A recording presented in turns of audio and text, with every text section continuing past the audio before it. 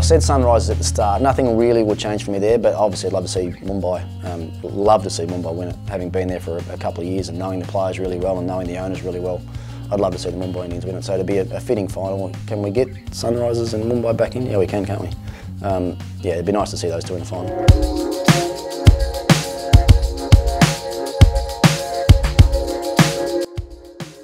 Yeah, look, I've obviously been keeping a bit more of a closer eye on what Mumbai have done the most out of the sides, but one thing I did notice with those couple of losses they had in a row, I was starting to worry about a bit of a trend, but then they bucked that trend with a good win in their last game. And you know, knowing the environment in Mumbai though, there is a lot of pressure on that team and around that team, but they've seemed to manage that pretty well this year. Only the 4 losses I think for the tournament, finished on top. The one thing about Mumbai as well, which I think is a real positive for them going into this into these semis, is that Rohit Sharma probably hasn't had the best tournament just yet. There's been little glimpses of some really good stuff, but otherwise he's been a little bit down. So knowing that they've got someone like him, that if he clicks with the rest of the guys playing the way they are, then they're a formidable lineup. Well, they're huge losses, aren't they? And they know that though at the start of the season as well. So you know, they know when they pick a guy like Stokes that he's not going to be available for the important games of the tournament. But you know, he's been good. He's been really good again. Once again, taking a lot of wickets. Economy rate's been down, so he'll be as big a loss as Stokes. I think trying to replace quality spinners in your lineup is really difficult. So they're 2 huge outs for RPS going into that semi-final.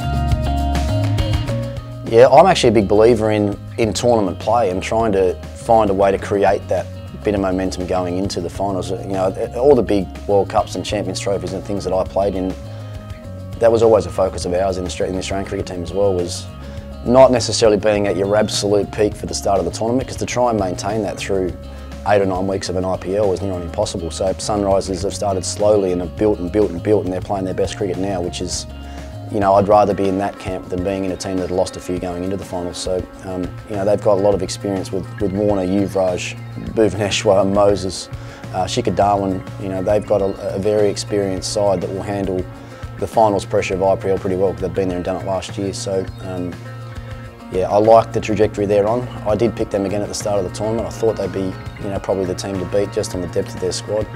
Yeah, really well-balanced team.